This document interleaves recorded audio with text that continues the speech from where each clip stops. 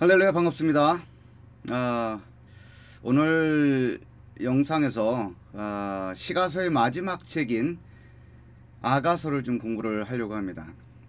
아마도 2번 정도 나눠서 해야 될 것 같다라는 생각을 해요. 원래는 이제 하나를 조금 길게 해서 한 번에 그냥 다 다룰까라고 생각을 했었는데, 아무래도 좀 개론적인 내용들을 좀 충분히 어느 정도 좀 다루고, 그리고 나서 그 아가서 전체에 대한 내용을 그 뭐라고 할까요? 본문과 관련된 내용을 좀 이렇게 한 2번째 이렇게 살펴보는 것이 더 효과적이지 않을까라고 생각을 해서, 오늘 첫 번째 영상에서는 그 아가서의 일종 개론적인 내용들 중에 일부분을 좀 이렇게 다루고, 2번째 영상에서는 아가서 자체 내용을 좀 더 이해해 볼 수 있는 방향으로 좀 이렇게 진행을 해 보도록 하겠습니다. 그렇게 하는 이유는 아가서가 좀 이렇게 뭐 곧이어서 우리가 이제 언급을 하겠습니다만, 아가서를 이해하는 게 그렇게 녹록지가 않다라고 하는 겁니다. 그래서 1장서부터 8장까지로 구성이 되어 있는 짧은 책임에도 불구하고 뭐 이렇게 굵직한 이야기는 이해를 할 수 있겠죠. 굵직한 어떤 스토리 라인을 우리가 이해해 볼 수도 있지만, 그것마저도 한두 번 읽어서는 쉽게 이해가 가지 않는 부분이 많이 있기 때문에, 2번째 영상에서는 거기에다가 좀 초점을 맞춰서 진행을 해 보도록 하겠습니다. 자, 오늘 첫 번째로 우리가 좀 이렇게 살펴보려고 하는 거는, 그러니까 아가서가 좀 어렵다. 조금 전에 이제 언급을 했던 것처럼 어렵다라고 하는 거예요. 여러분들은 어떨지 모르겠어요. 저는 어렵습니다. 어려운 책 중에 구약 성경이 뭐 대부분 많이 어렵죠. 특별히 선지서, 오경이라든지 역사서, 그런 것보다는 아무래도 선지서가 이해하는데 좀 어려운 부분이 있고, 선지서들 중에 또 뭐 이사야라든지 예레미야 같은 경우 그런 책들이 좀 이렇게 쉽지 않은, 이해하기 쉽지 않은 부분이 있죠. 그리고 또 시가서는 또 선지서보다 또 이해하는 게 좀 어렵습니다. 욥기 같은 책 어때요? 우리가 좀 살펴봤습니다만, 욥기 같은 책도 그렇게 이해하는 것이 녹록지가 않습니다. 사용되어진 단어들도 굉장히 좀 어렵고, 소위 말해서 하팍스 레그메나라고 불리우는, 즉 구약 성경에서 한 번밖에 등장하지 않는 단어들도 꽤나 많이 있기 때문에 욥기서를 이해하는 것이 그렇게 녹록지 않다라고 하는 겁니다. 전도서도 물론 이제 그렇지만, 아가서 같은 경우도 그렇습니다. 뭐 이유들이 많이 있겠죠. 어려운 책이다. 또 그 내용상 사실 이제 다뤄지는 내용들이 좀 이렇게 성적인 것과 관련되어 있는 부분들이 좀 있기 때문에 좀 읽기가 좀 불편한 부분이 있다. 뭐 개인적으로 뭐 얼마나 충분히 읽을 수 있겠지만, 공적인 장소에서 이거를 뭐 설교한다든지, 아니면 좀 이제 자세하게 공부를 해나간다라고 했었을 때 그 다뤄지는 내용이 조금 더 성적인 어떤 내용들이 좀 있기 때문에 좀 불편하다. 더 나아가서는 좀 더 노골적인 표현으로 야한 책이다라고 할 정도로 그 책에 대한 성격을 이렇게 말할 때 그렇게 쉽지 않은 책, 좀 불편한 책, 또는 야한 책, 이런 식으로 우리가 설명해 볼 수가 있습니다. 이 마일즈 반 펠트라고 하는 학자가 성경신학적 구약개론, 제가 여러분들한테 제가 자주 사용하기도 하고 여러분들한테 소개하기도 했죠. 성경신학적 구약개론, 이게 이제 북에사에서 나온 책이죠. 이 책에서 이 아가서 부분을 쓴 학자가 마일즈 반 펠트라고 하는 학자입니다. 이 학자가 이 아가서의 그 책의 어떤 그 해석과 관련해서 쉽지 않았다라고 하는 부분을 어떻게 표현을 하냐면, 이렇게 이야기를 합니다.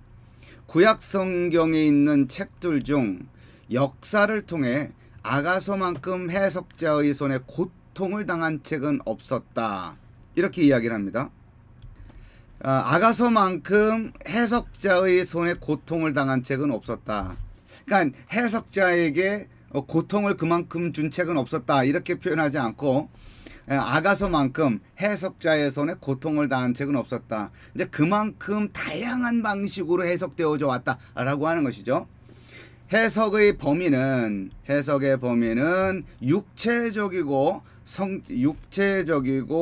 성적인 어떤 사랑의 시로부터 하나님과 인간 관계의 숭고하고 천상적인 표현에까지 이르며 거의 모든 해석들이 이 둘 사이에 있다라고 되어 있어요. 그러니까 아가서를 해석하는 어떤 방식이라든지 그 내용을 이해하는 방식이 한쪽으로는 굉장히 육체적이고 성적인 어떤 그런 에로티시즘이 아주 짙게 묻어나는 어떤 그런 책이다라고 하는 그런 입장서부터 굉장히 영적이고 어떤 거룩한, 그러니까 하나님과 그의 언약 백성 사이의 어떤 그 관계를 이야기하는 어떤 그 신앙적인 어떤 그 입장, 그 사이가 굉장히 스펙트럼이 굉장히 넓다라고 하는 것을 말하는 것이죠.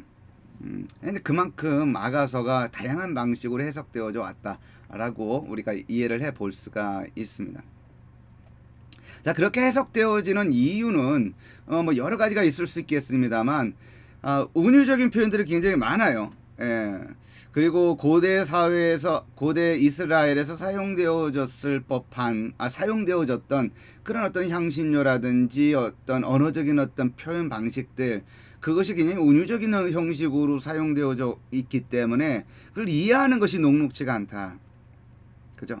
그러니까 어떤 그 표현 자체가 지금 우리 시대에 사용되어진 어떤 물건들, 그 물건들을 근거로 해서 물건들을 운유적인 방식으로 이렇게 무엇인가를 표현한다고 하면 그나마 좀 이렇게 이해할 수 있는 어떤 그 폭이, 이해할 수 있는 어떤 그 가능성이 굉장히 높아지게 되는데, 지금으로부터 한참 오래전 고대에 사용되어졌던 물건을 통하여 그것을 운유적인 방식으로 사용되어지고 표현되어지고 있기 때문에 그것을 이해하는 것이 쉽지 않다라고 하는 것이죠. 또 하나는 이렇게 어려운 책이다, 불편한 책이다, 야한 책이다라고 이제 하는 어떤 그런 그 시각을 갖는 그런 이유들 중에 하나는 일상적이지 않은 노골적인 성적 언어들 있죠. 예, 노골적인 어떤 언어들이 분명히 있습니다. 그죠?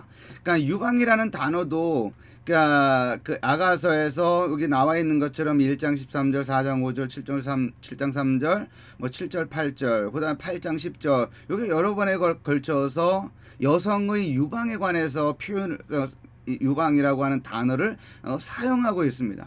그냥 일반적으로 잘 안 쓰는 단어이죠. 지금 우리들에게 입장에서는 지금은 뭐 남자의 떡 벌어진 가슴 뭐 이런 식으로 표현한다든지, 아니면 여성의 어떤 그 여성의 가슴의 아름다운 곡선 뭐 이런 식으로 표현을 하지 유방의 아름다운 곡선이라든지 그런 식으로 표현하지 않는다라고 하는 거죠.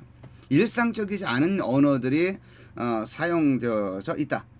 그리고 그것이 굉장히 성적인 에로틱한 어떤 언어들로 범주화되어 있는 그런 단어들이 사용되어진다라고 하는 거예요. 동산이라는 단어도 여기 있습니다. 이 동산이라고 하는 단어가 몇 번 등장하는데, 이 동산이라고 하는 이제 히브리 단어, 이제 간이라고 하는 단어가 이제 쓰여져 있습니다.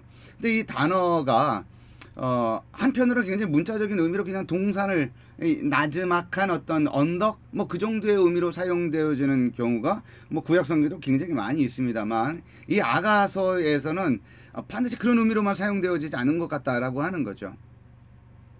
때로는 자기가 사랑하는 어떤 그 대상을 향하여 동산이라고 표현하는 경우도 있는 것 같고, 또 하나는 이 동산이라고 하는 단어와 들어가다라고 하는 동사와 같이 이제 사용되어질 경우에는 그 동산이라고 하는 이 단어를 굉장히 어떤 성적인 성관계를 그 함의하고 있는 표현으로 그 사용되어지고 있는 것으로 보인다라고 하는 것이죠.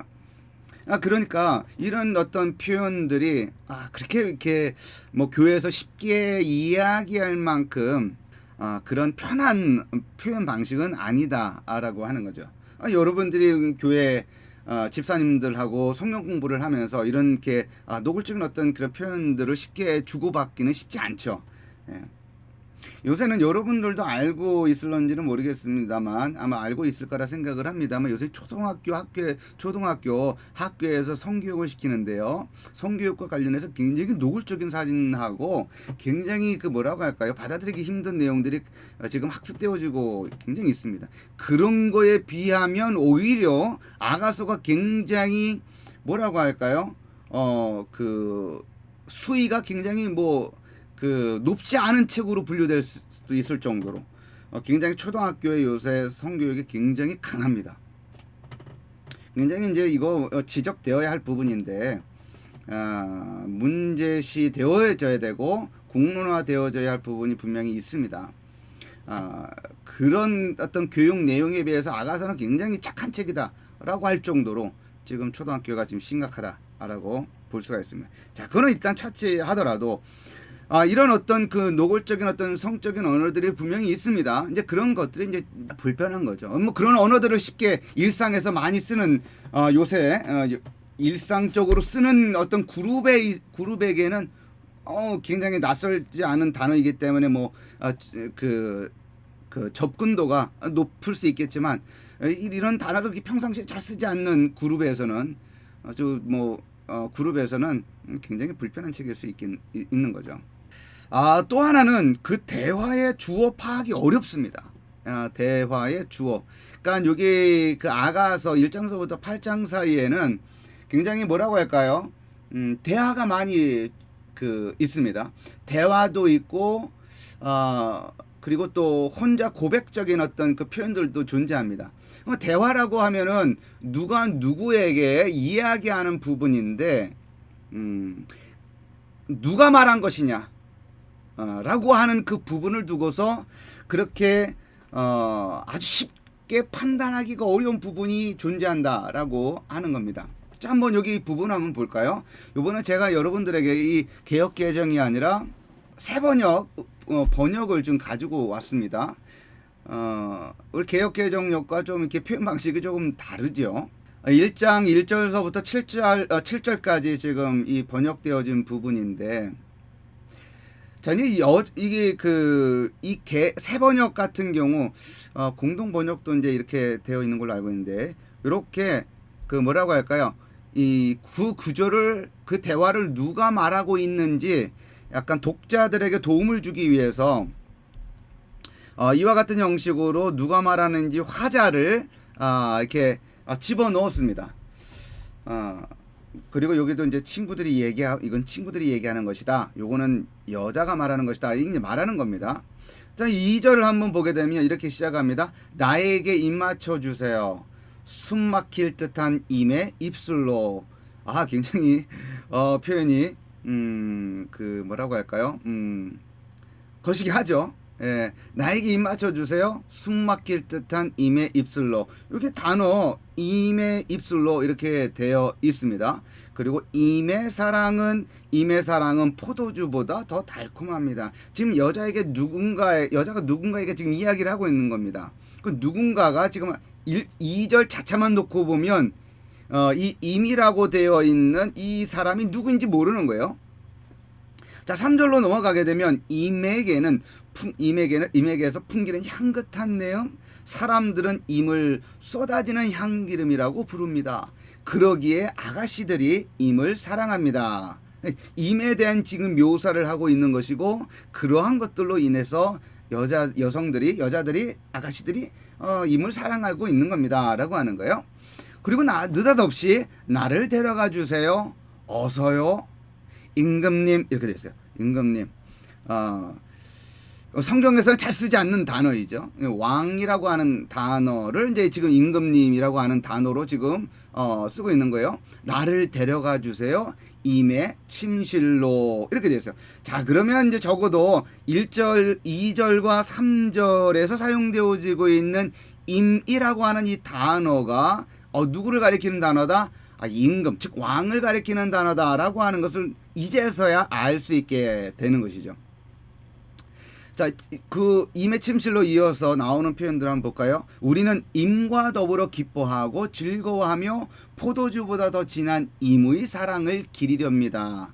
아가씨라면 누구나 임을 사랑할 것입니다. 이제 그만큼 임이 매력적이라고 하는 것, 즉 왕이 매력적이다라고 하는 것을 말하는 거죠. 자, 5절 넘어가게 되면 뭐라고 말하냐면, 예루살렘의 아가씨들아, 내가 검어서 예쁘단다. 게달의 장막 같고 솔로몬의 휘장 같다는구나. 내가 검다고, 내가 햇볕에 그을렸다고 나를 깔보지 말아라. 오빠들 성화에 못 이겨서 나의 포도원은 버려둔 채 오빠들의 포도원들을 돌보느라고 이렇게 된 것이다 라고 되어 있어요. 여기 보게 되면 내가 이렇게 피부가 이렇게 까맣지만 그래도 예쁘다고 말한다. 그렇게 내가 이 피부가 까맣게 된 것은 오빠들의 포도원들을 돌보느라고 햇볕에 그을러서 이렇게 된 것이란다 라고 이제 이야기를 합니다. 자, 그리고 이제 7절에 들어가서 사랑하는 그대여 나에게 말하여 주세요. 여기 그대가 누군지 알 수가 없어요.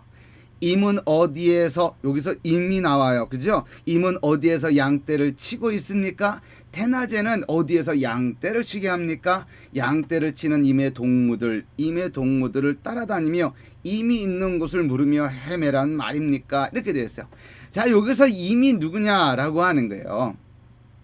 여기서 임은 아마도 목자인 것으로 보인다라고 하는 거예요. 양떼를 치는 자, 그죠? 바깥에서 양떼를 돌보며 관리하며 양떼들과 더불어 함께 있는 그 누군가를 가리키는 거예요.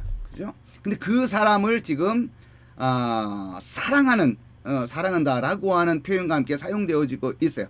그래서 여기에 사용되어진 임과 여기에 사용되어진 임이 다른 거예요. 예.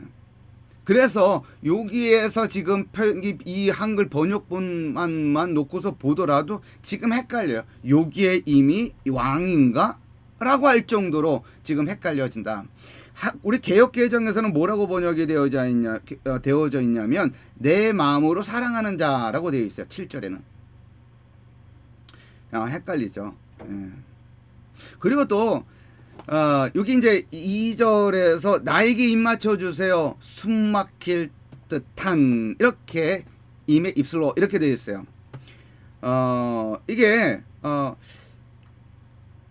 인칭이 조금 헷갈립니다. 왜냐하면 여기 영어로 이렇게 번역본을 보게 되면 이렇게 씁니다. Let him kiss me.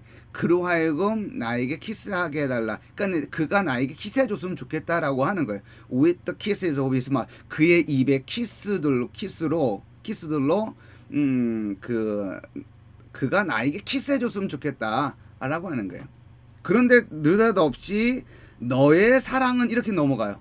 너의 사랑은 이게 도데이카 이렇게 돼 있죠. 도데이카. 너의 사랑은 is better than 토빔, 더 낫다, 더 좋다. 뭐보다? 미야인, 포도주보다, 와인보다 더 좋다라고 하는 거예요. 그러니까 그로 하여금 나에게 키스하게 해주세요라고 말을 해놓고, 이게 나샤크라고 하는 동사에서 온 건데, 나샤크라고 키스하다라고 하는 뜻이에요. 그 다음에 거기서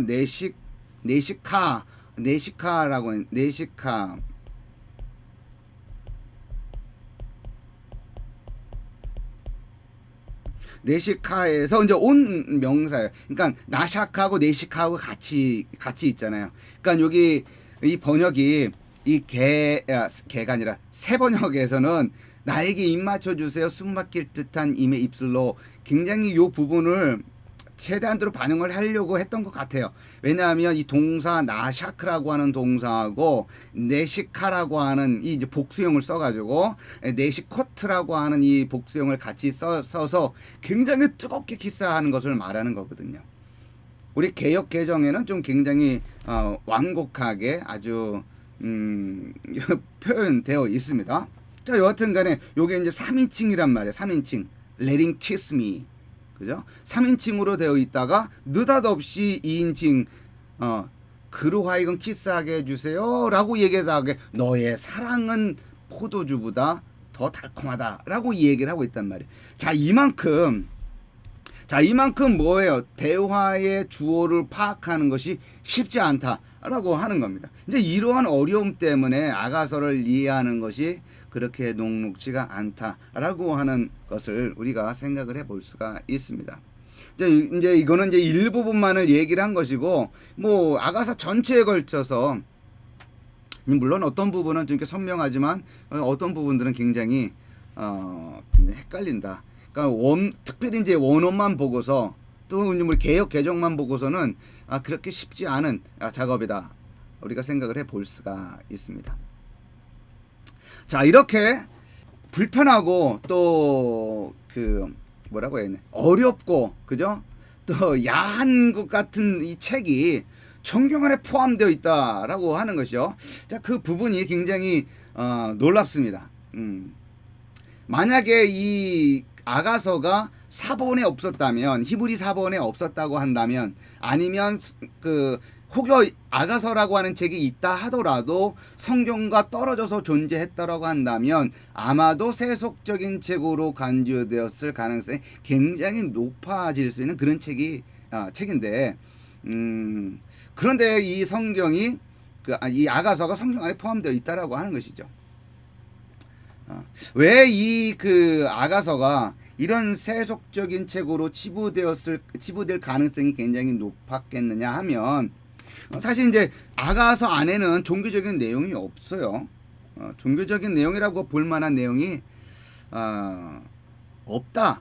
그거 단언할 수가 있습니다. 그 자체만 놓고서 본다면 없다. 종교적인 내용이 없다. 성경 지명이 좀 등장을 합니다. 뭐 예루살렘을 포함해서 몇 개가 등장을 합니다. 그리고 역사적인 인물, 그 인물의 이름, 즉 솔로몬이 등장하기도 합니다. 그러나 지역명이 등장을 한다고 해서, 그리고 솔로몬이라고 하는 이름이 등장한다고 해서 그것 때문에 아가서가 종교적이다, 신앙적이다라고 말하는 것에는 무리가 있다. 그죠? 그것만 두고서 말하는 건 어렵지 않겠어요? 자, 두 번째는 구약 성경의 종교적인 핵심 주제들, 뭐 율법이라든지 성전이라든지 시온이라든지 은혜라든지 죄라든지 구원이라든지 기도라든지 아니면 그 외에 여러 가지 단어들, 그러니까 구약 성경에서 뭐 핵심 단어라고 뽑을 수 있는 단어들은 다 뽑아 놓아도 그러한 단어들이, 그런 주제들이 아가서에는 등장하지 않는다라고 하는 거죠. 자, 그런 측면에서 아가서가 성경에 포함되어 있지 않다고 한다면 아마도 이 세속적인 책으로 간주되었을 가능성이 굉장히 높다라고 말할 수 있다라고 하는 거죠. 또 하나는 이 세 번째 부분입니다. 이 여호와 하나님에 대한 언급이 한 번도 등장하지 않는다라고 볼 수가 있습니다.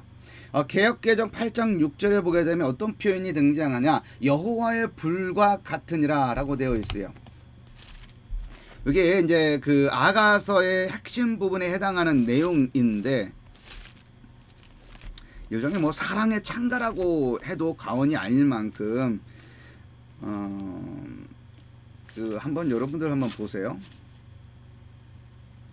6절서부터 7절 이 두 구절만 한번 읽으면, 너는 나를 도장같이 마음에 품고 도장같이 팔에 두라. 사랑은 죽음같이 강하고 질투는 수월같이 잔인하며 불길같이 일어나니 그 기세가 여호와의 불과 같으니라.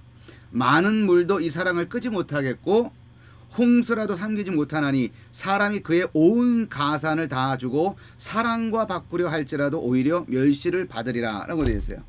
그러니까 사랑이 얼마나 강력한지 그 어떤 것도 막을 수 없다, 가로막을 수 없다, 삼킬 수 없다라고 하는 걸 얘기를 하는 거죠. 멈추게 할 수 없다라고 하는 겁니다. 이제 거기에서 개역 개정에 나와 있는 표현 하나가 뭐예요? 여호와의 불과 같으니라라고 되어 있습니다. 그런데 이 부분이 히브리어 본문에는 없습니다. 자, 여기 한번 볼까요?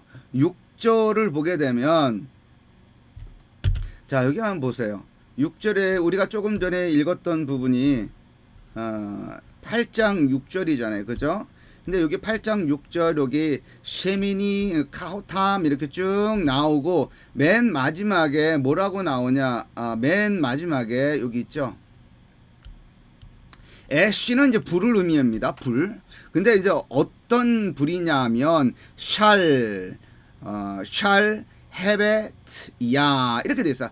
shall have it 야라고 되어 있습니다. 그러니까 이거는 이 타오르는 라하브에서 이제 온 단어입니다. 라하브에서. 그러니까 불타오르는 불이에요.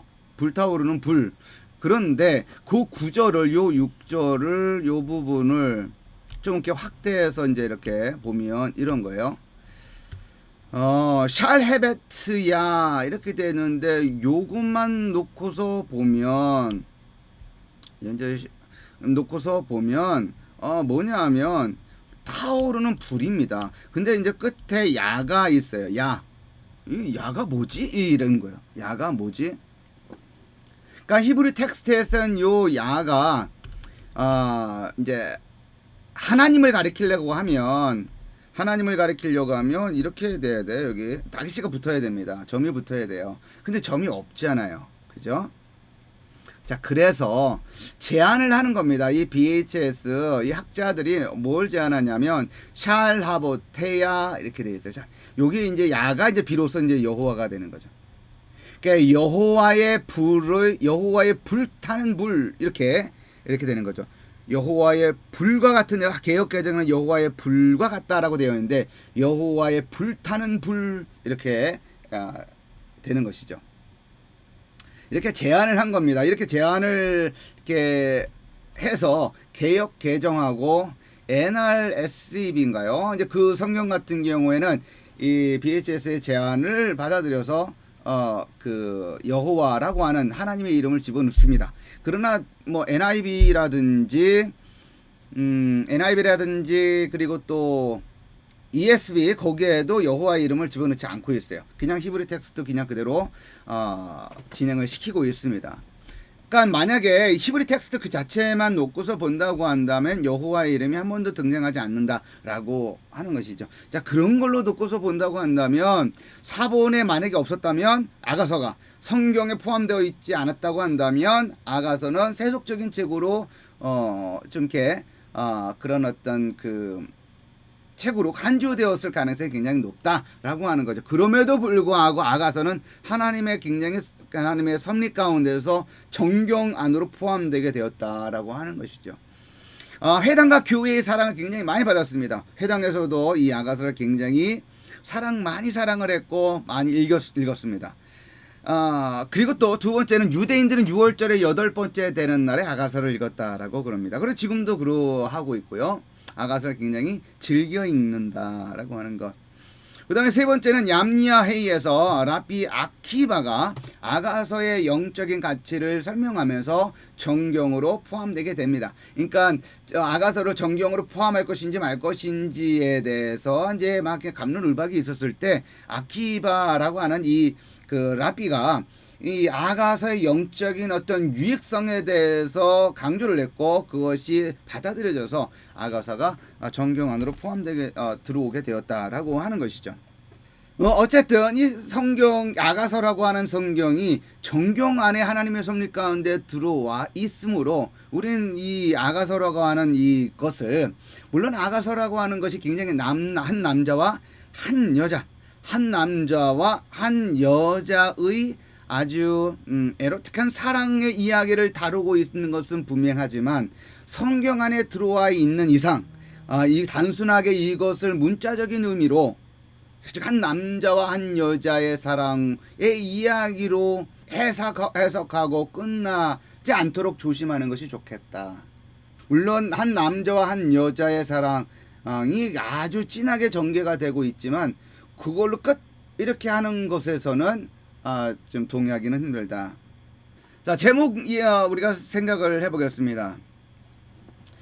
아스마톤 이렇게 되어 있는데 이거는 이제 70인형이죠. 이것도 노래들 중에 노래라고 하는 뜻입니다.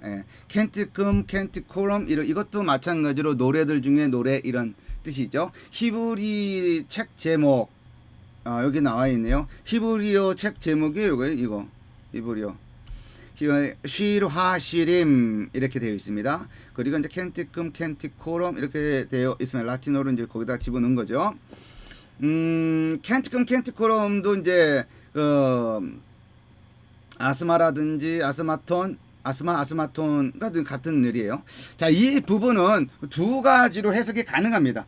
원래는 우리가 이제 기본적으로 최상급의 의미로 지금 우리가 보통 이제 받아들이고 있지만 가능성 자체는 두 가지가 문법적인 의미에서 문법적인 차원에서 두 가지 해석이 가능합니다.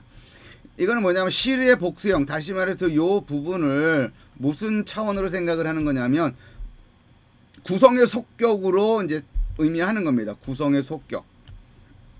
이 구성의 속격이라고 하는 것은 뭐냐면 뒤에 있는 명사가 앞에 있는 명사, 즉 뒤에 있는 명사가 앞에 있는 명사를 구성하고 있는 재료나 소스를 나타내는 걸 말하는 거예요.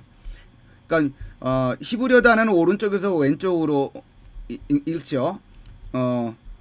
여기 이제 A라고 하는 단어가 있고 보통 이제 요것에 A라고 하는 단어 이제 복수형이 쓰이는 건데, 그죠? 복수형. 여기 이제 복수. 자, 그러면 여기에 있는 단어는 요 A라고 하는 단어의 재료, 소스, 그거를 의미하는 거예요. 그런 기능을 하는 겁니다. 자, 그런 예를 들면 이런 겁니다. 이제 키세 짜하브 이렇게 되어 있는 거예요. 키세는 의자, 뭐 보좌 이런 걸 말하는 거죠. 보좌를 의미하는 겁니다. 왕이 앉는 자리. 근데 짜하브라고 있어요. 짜하브는 금을 말하죠. 그러니까 금의 보좌. 직역을 하면 금의 보좌 이렇게 되지만 이게 단순하게 이제 그런 의미가 아니라 금의 보좌 이렇게 번역하는 것보다는 이제 구성의 속격을 살려서 번역을 하게 되면 금으로 만든 보좌 이렇게 되는 거예요. 왜냐하면 요 뒤에 있는 단어가 앞에 있는 명사의 재료, 소스 그거를 나타내기 때문에 그래요. 그러면 여기 이제 키센 보좌인데 그것의 재료가 뭔 거예요? 금. 그러니까 금으로 만들어진 보좌 이렇게 되는 것이죠. 자, 이런 해석의 근거에서 우리가 본다고 한다면 어떻게 이거를 해석할 수가 있는가? 노래. 그런데 이 노래라고 하는 것을 구성하고 있는 게 뭐예요? 시림, 노래들. 이렇게 되는 거죠. 그러면 시림이 복수니까 여러 노래들로 구성된 노래 이런 뜻이 되는 거죠. 여기 있는 것처럼 여러 노래들로 구성된 노래 이렇게 되는 거죠.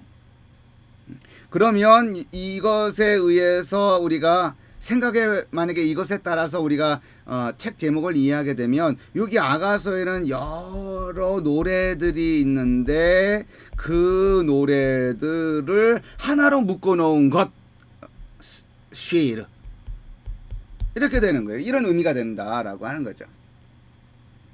그러니까 여러 노래들의 모음집 이 정도 차원으로 우리가 생각을 해볼 수가 있습니다. 자, 그런데 여기 최상급의 의미로 우리가 해석을 하게 되면 어떻게 되냐? 최고의 노래라고 하는 겁니다.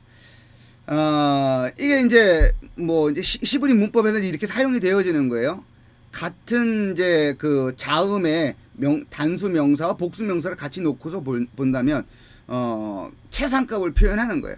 우리가 이제 하발림, 하발림 여기서도 이제 제가 언급을 했었던 걸로 기억을 합니다. 여기 보면 코데시, 카다심 이렇게 되어 있어요. 코데시, 카다심. 자, 이거 무슨 말이에요? 이 거룩한 것, 거룩한 것, 이 코데시 이런 거죠. 이제 카다심 그것의 복수형이에요. 복수형. 코데시의 복수형. 그러면 어때? 거룩한 것들 중에 거룩한 곳. 그러니까 가장 거룩한 곳 이런 의미가 되는 거죠. 가장 거룩한 것 혹은 가장 거룩한 곳 이렇게. 그래서 지극히 거룩한 곳을 의미하게 되는 거예요. 엘로헤이 하 엘로힘 아도나이 하 아도나임 이렇게 됐어요. 아도님 이렇게 됐어요. 엘로헤이 하 엘로힘 엘로헤이 이거 같은 경우는 신들 중에 신 이렇게 되는 거죠. 신들 중에 신. 여기는 뭐예요? 에베드 아바딤. 요거는 종들 중에 종들 중에 종이에요. 그러면 왕들 중에 왕 하면은 굉장히 높은 왕을 말하는 걸, 최고로 높은 왕을 말하는 거고, 종들 중에서도 종 하면은 어떤 거예요? 아주 밑바닥 종을 의미하게 되는 거죠. 그런데 이제 우리가 아가서의 내용을 보게 되면 여러 다양한 노래들이 모여져서 하나의 노래 모음집이 되었다라고 보기는 좀 힘들죠. 그죠? 시작 부분부터 마지막 부분까지, 마지막 부분까지를 보게 되면 그래도 어느 정도 일관된 그 이야기가 전개가 된다. 그런 점에서 본다고 한다면 이 노래들 노래, 그리고 내용을 보게 되면 사랑과 관련된 내용을 다루잖아요. 이제 그래서 이 여러 노래들이 묶여서 하나의 노래 모음집이 되었다. 라고 이해하기보다는 노래 중에 노래, 사랑과 관련해서 사랑과 관련된 노래들 중에서 최고의 노래, 이런 의미로 받아들이는 것이 맞겠다라고 하는 겁니다. 우리 개역개정에서는 아가서, 이렇게 한글 성경에서는 아가라고 하는 아름다운 노래라고 하는 제목을 붙였습니다. 여기도 다 시죠. 시로 구성이 되어 있습니다. 시로 이렇게 쭉 전체가 다 시로 구성이 되어 있는 것을 볼 수가 있죠. 히브리어 성경 배열을 보게 되면 여기 나와 있는 것처럼 잠언, 욥기, 잠언, 그 다음에 또 뭐예요? 룻, 이렇게 되어 있죠. 그 다음에 켄티쿰, 이렇게 나와 있습니다. 자, 그러면 순서를 보게 되면 잠언, 룻, 켄티쿰, 즉 켄티쿰이 뭐예요? 아가서를 말하는 거죠. 자, 그러면 여기 보면 잠언, 룻기, 아가서 이렇게 되어 있어요. 이 배열을 놓고서 이렇게 제기되는 어떤 이야기들 중에 하나가 이제 이겁니다. 잠언의 마지막 정, 여러분들도 제가 여러분들과 같이 공부를 하면서 언급했었던 것 중에 하나가 이제 이런 거죠. 잠언의 마지막 정이 현숙한 여인에 관한 것이고, 우리가 한글 성경의 버전과 달리, 한글 성경 같은 경우 잠언, 사사기 다음에 룻기가 나오지만 히브리 성경에는 잠언 다음에 룻기가 나오더라. 그죠? 이제 그런 것들을 두고서 학자들이 해석하는 것 중에 하나가 뭐냐면, 잠언 31장이 현숙한 여인을 노래하고 있는데, 그것의 실질적인 모델이 누구다? 룻이다 라고 하는 그런 어떤 연결고리를 설명을 하는 거예요. 그런데 그 룻에 이어서 나오는 이야기는 뭐예요? 아가서라고 하는 것이고, 그 아가서에서 핵심 주인공도 누구예요? 여성이죠. 아가서의 주인공 술람미 여인도 일종의 현숙한 모델로 제시가 되고 있다라고 보는 겁니다.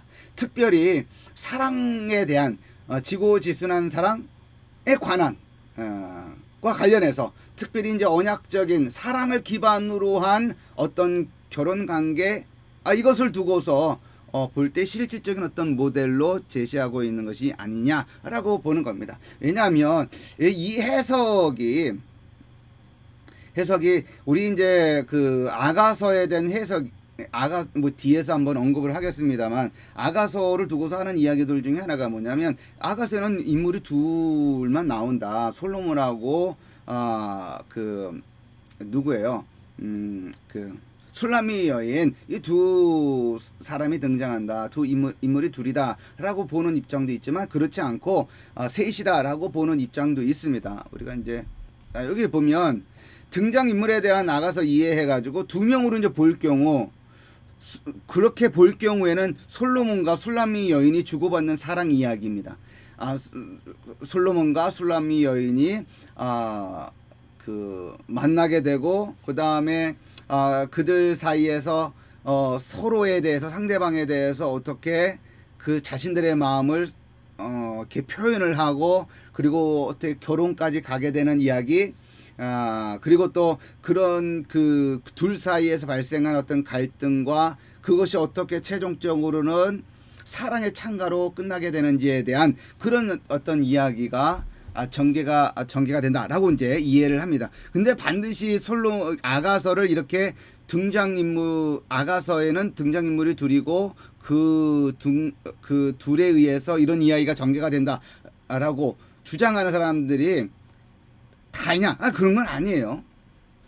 셋으로 보는 이해도 있습니다. 셋으로 보는 이해도 있어요. 등장인물이 셋으로 세 명이라고 보는 경우도 있습니다. 그럴 경우에는 솔로몬과 술람미 여인과 목동 이렇게 되는 것이고, 그 세 사람의 목동의 사이에 존재하는 삼각관계가 구성이 된다라고 하는 거예요. 그는 뭐 우리 그 교재의 저자인 해슬 벌록도 그렇게 보고 있고, 바일즈 반 펠트, 제가 이제 앞에서 얘기했던 그 학자도 같이 이렇게 세 인물로 이렇게 얘기를 합니다. 그러면 이렇게 이해를 할 때 어떤 형식으로 되냐면, 이 솔로몬이라고 하는 인물은 굉장히 일부 다처제를 추구했었던, 그러니까 한 사람의 아내인뿐만 아니라 굉장히 뭐죠? 여기 나와 있는 것처럼 이렇게 그 후궁도 많고 첩도 많고 이제 그런 어떤 인물로 그 구약 성경에는 그려져 있는데, 이제 술람미 여인도 하나의 이제 그 후궁 중에 한 사람으로서 이제 맞이하게 되는 어떤 그런 과정이 그려지게 되는 거예요. 그리고 이제 그 솔로몬은 이 술람미 여인을 이제 그 좋아하는 어떤 방향으로 흐르고, 그런데 의외로 술람미 여인은 시골 청년, 즉 목자, 나의 사랑하는 자로 번역이 되어 있는 개혁성 개정에는 나의 사랑하는 자로 번역이 되어 있는 이 사람을 사랑하는 거예요. 그러니까 솔로몬은 술람미 여인을 사랑하고, 술람미 여인은 시골 청년 목동을 사랑하는 겁니다. 자, 이렇게 이러한 구도 속에서 이야기를 해보자면 어떤 이야기가 전개가 되냐면, 이 술람미 여인이 아주 부유하고 아주 권력도 많고 명예도 많고 뭐라고 할까요? 하나도 부족함이 없는 이 솔로몬과, 그리고 자기가 진정 사랑하는 그 시골 청년 목동, 이 목자, 이 사이에서 나의 사랑하는 자라고 불리우는 이 목자, 즉 목동을 선택하게 되는, 그와 더불어서 언약적 결혼 관계를 맺게 되는 그런 이야기로 전개가 된다라고 하는 것이죠. 그런 측면에서 보면 이 술람미 여인이라고 하는 이 인물이 무엇인가 있는 것, 외적인 어떤 그러한 것을 근거로 해서 그 솔로몬을 선택하는 것이 아니라, 자신의 어떤 배우자로 선택을 하는 것이 아니라, 자신이 진정 사랑하고 자기 마음에 자신의 영혼이 사랑하는 비록 목동이고 목자이지만 그를 선택한다라고 하는 굉장히 낭만적인 그런 이야기가 전개가 된다라고 보는 것이죠. 단순하게 앞서서 이야기를 했지만, 이 아가서 이야기를 단순하게 이렇게 만약 여기서만 끝하고 끝나면 안 되는 거죠. 하나님과 우리 인간 사이에서, 그리스도와 우리 교회 사이에서도 이와 같은 관계가 형성이 된다. 이거 보잘것없는 우리 존재들을 사랑하는 거죠. 자, 이제 이런 부분들은 나중에 또 다시 한번 언급을 하겠습니다. 이제 그런 측면에서 본다면 아가서에 나와 있는 술람미 여인이 한숙한 모델이 될 수 있다라고 이제 설명을 하는 겁니다. 아가서 전체 구조, 이게 보게 되면 여기 나와 있는 거는 이게 생명의 산 플러스 2017년 11월호에 보면 아모스, 빌레몬서, 나훔서, 아가서 이렇게 되어 있습니다. 주해 부분을 티브리오 본문 그 주해를 제가 1장서부터 8절까지 다 했습니다. 그래서 이 아가서에 대한 그 히브리어 본문 주해를 여러분들이 참고하고 싶으면 2017년 11월을 여러분들이 이렇게 사셔서 이렇게 공부를 하시면 됩니다. 그런데 이제 여기에서 제공을 하고 있는 그 아가서의 전체 구조는 이렇습니다. 요거는 이제 제가 제공한 것이 아니라 이제 이게 어디 출판사죠? 예, 두란노 출판사 여기에서 이제 거기서 가지고 있는 그 자료를 이제 기본적으로 제공을 한 것으로 알고 있습니다. 요게 보게 되면 그 아가서의 전체 구조가 어떻다라고 하는 거예요. 뭐 이렇게 하나, 둘, 셋, 넷, 다섯, 여섯, 일곱 부분으로 나눠져 있고, 여기 가운데 부분은 결혼과 관련된 이야기, 그 다음에 여기 8장 5절에서 14절까지는 에필로그, 요약적 에필로그 이렇게 이렇게 제목을 써놓고 있습니다. 그러니까 사실 이제 아가서의 최종 어떤 뭐라고 할까요? 피크, 클라이맥스, 그리고 이제 핵심 메시지가 담겨져 있는 부분은 이제 그 부분이에요. 8장 5절서부터 나와 있는 부분, 그 부분이 이제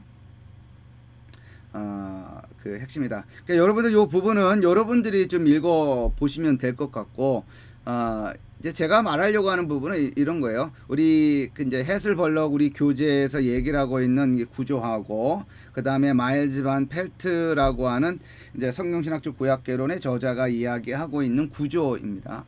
이게 솔로몬의 규방의 유혹이라고 되어, 마일즈 반 펠트는 솔로몬의 규방의 유혹이라고 첫 번째 1장 2절에서 2장 7절 이렇게 적고 있습니다. 여기서 규방이라고 하는 것은 뭐냐면, 이 마일즈 반 펠트는 아가서의 그런 아가서 내용의 배경, 셋쯤 레벨이라고 그러죠. 삶의 정황, 아가서가 전개가 되고 있는 시술적인 그 백그라운드를 어떻게 설정하고 있느냐면 에스더서와 같은 측면으로 이해합니다. 다시 말해서 후궁이라든지 그 첩이라든지 이런 사람들이 궁에 들어오는 거죠. 궁에 들어와서 일정한 어떤 한 장소에서 뭐 이런저런 훈련도 받고 트레인도 받고 궁의 예절도 받고, 이제 우리나라 이제 그런 이제 궁에 들어가는 이제 상궁이 아니죠. 궁녀들처럼 일정한 어떤 그 공간에서 훈련을 받는 거예요. 그 장소를 뭐라고 그러냐, 규방이다라고 이제 부르는 거죠. 그게 솔로몬의 규방의 유혹이라고 했고, 그 다음에 진실한 사랑의 도착, 솔로몬의 도착, 여자의 도착, 이렇게 나눠져 있습니다. 근데 해슬 벌럭은 이제 우리 교재 그 아가서 부분에 이렇게 보게 되면 5부분으로 이렇게 나눠져 있습니다. 근데 이제 두드러진 부분이 뭐냐면 여기 5장 2절에서 8절까지의 내용이에요. 여기 5장 2절서부터 8절까지의 내용을 보게 되면 어떻게 볼까요? 여기죠. 여기에 나와 있죠. 5장 2절에서 8절까지의 내용이 여기 첫 번째 단락, 즉 여기 위로 포함이 되어져 있어요. 5장 8절. 근데 여기는 어때요? 5장 2절서부터 5장 여기에 있는 내용도 여기에 포함되어져 있고 8장 4절까지 전개가 됩니다. 그러니까 5장 2절에서 8절은 여기 그 8장까지 포함해서 하나의 단락으로 묶여져 있는 것이고, 그 다음에 이제 마일즈 반 펠트 같은 경우에는 그 윗부분으로 포함시키고 있다라고 하는 것이 차이입니다.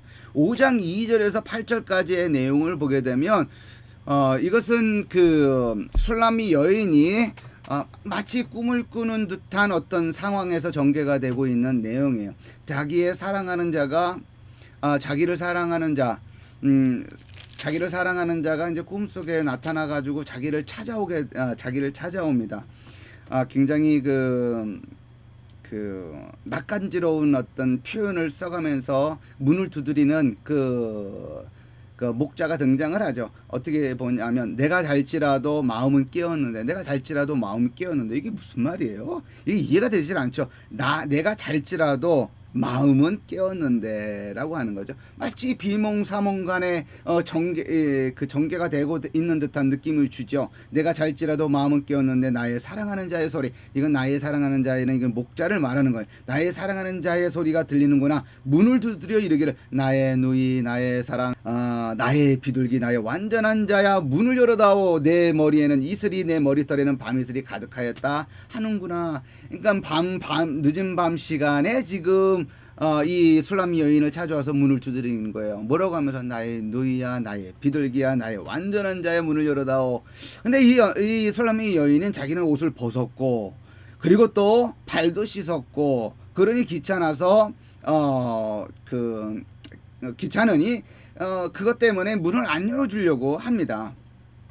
그런데도 바깥에서 계속 이렇게 문을 열어달라고 하니 마지못해서 시간이 경과된 후에 마지못해서 이제 먼 문을 열어주어서 자기가 사랑하는 자를 맞이하려고 하였으나 떠나고 버리고 만 거예요. 떠나서 이 자기가 사랑하는 자, 즉 목자를 찾아서 성중을 헤매는 그런 내용으로 전개가 되고 있습니다. 이 내용이 여기에 마일즈 반 펠트는 그 윗부분 과 연결되어서 여기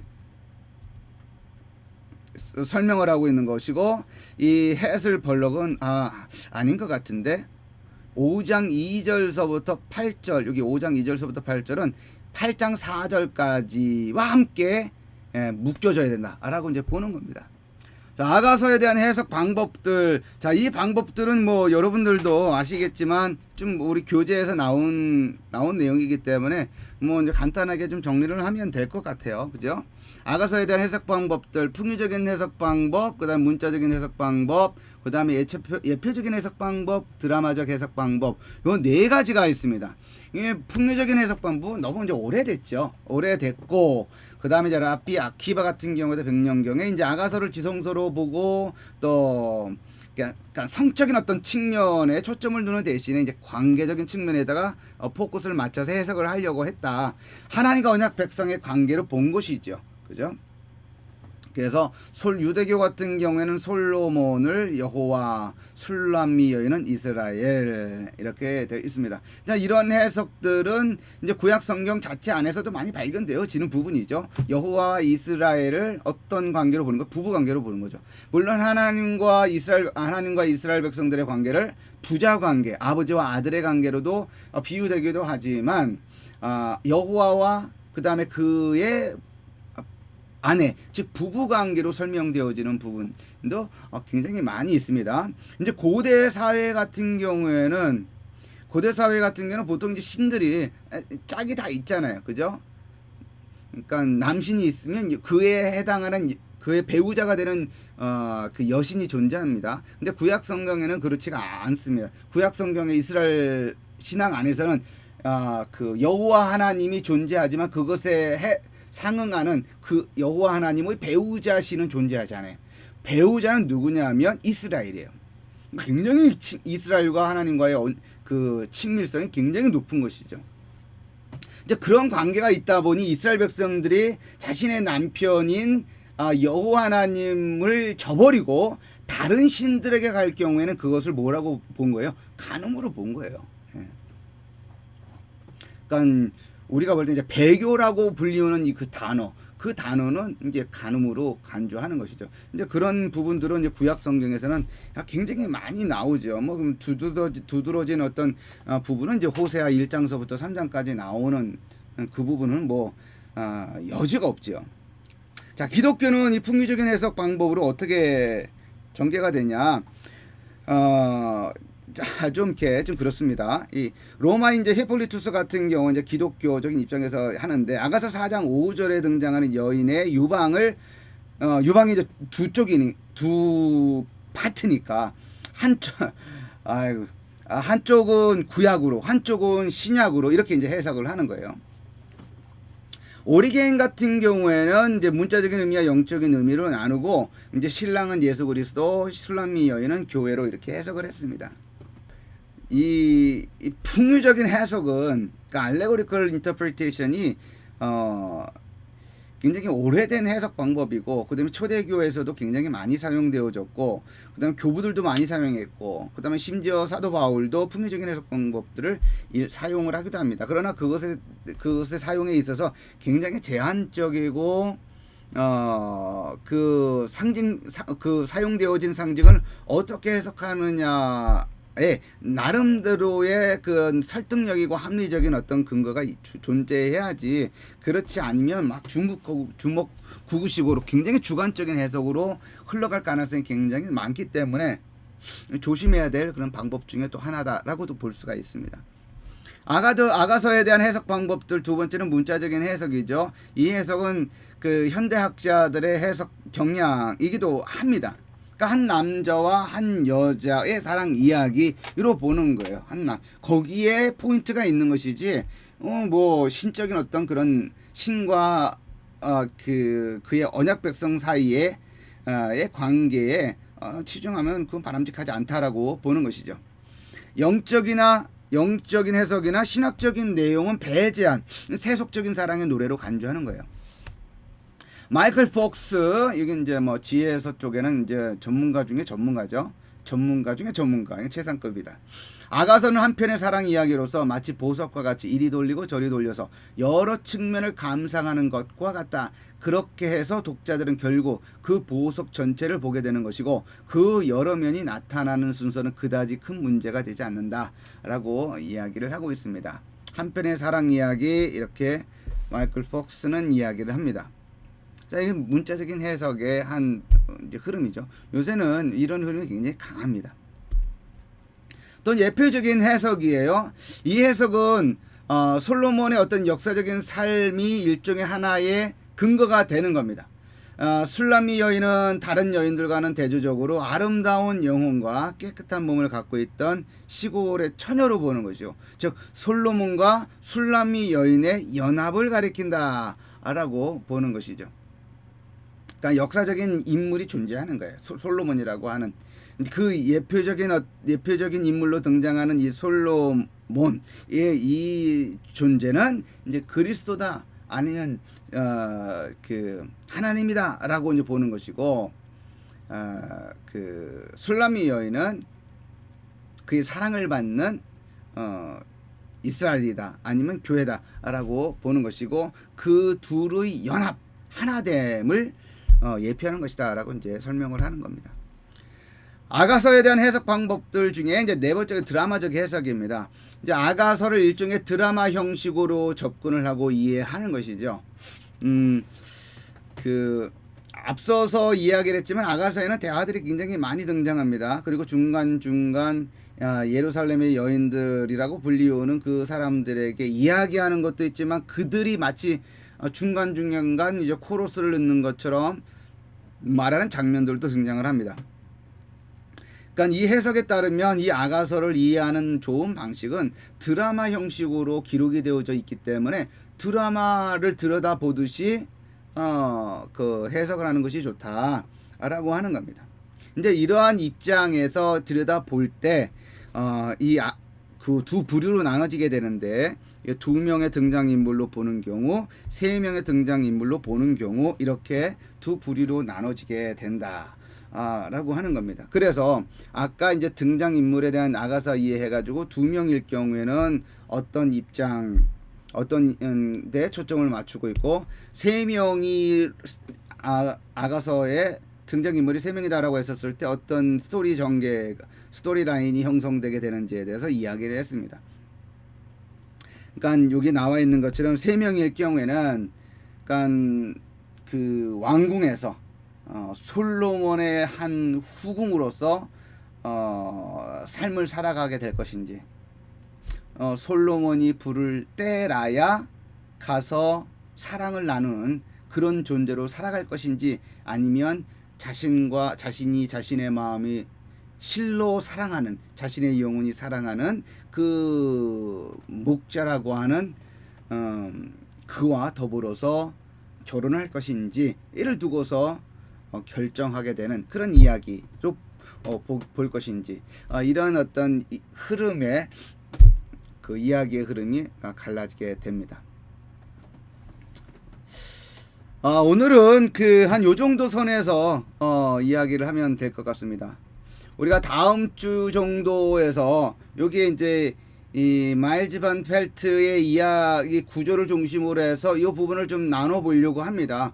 솔로몬의 규방의 유혹, 진실한 사랑의 도착, 솔로몬의 도착, 여자의 도착, 이렇게 네 부분으로 나눠지어 있는 이것을 근거로 해서 이 아가서 1장서부터 8장까지를 좀 이렇게 한 번에 쭉 한번 훑어보게 되는 그런 시간을 좀 가져보도록 하겠습니다. 그러니까 이 마지막까지 좀 이렇게 여러분들을 쉽게 해야 되는데 마지막까지 괴롭히는 것 같아서 미안한 마음이 들지만, 그래도 이제 여러분들이 이 기회가 아니면 그냥 아가서를 좀 이렇게 다 자세하게 들여다볼 기회가 거의 없을 겁니다. 여러분들이 아가서 내용을 특별히 좋아해서 더 들여다보고 더 연구하지 않는 한 그렇게 기회가 많지는 않을 것이다 라고 생각을 하고, 이번 기회에 좀 이렇게 집중적으로 공부할 수 있는 그런 기회가 됐으면 좋겠습니다.